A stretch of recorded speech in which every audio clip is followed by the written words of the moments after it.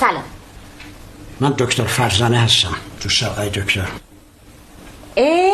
واقعا چقدر با هم صمیمی هستیم؟ خیلی. تازه امروز صمیمی‌ترم میشم.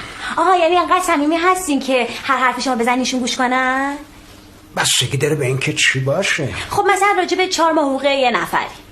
4 ماه حقوق؟ بله ببخشید.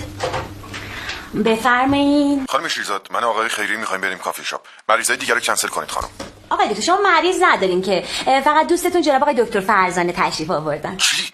وای، فرزانه اینجا چی کار میکنه؟ خیلی خوب. ببینید خانم شیرزاد، سعی کنید خونسرد باشید. چیزی شده؟ یه جوری که متوجه نشه. ببینید فهمیده که دارین با من حرف میزنید. یه لحظه. اگه گفتی من دارم با کی حرف میزنم؟ نمیدونم. نمیدونه. خیلی خوب، بدون اینکه جلب توجه کنید خیلی طبیعی و راحت گوشی رو بذارید و به یه بهونه‌ای بیاین داخل خانم.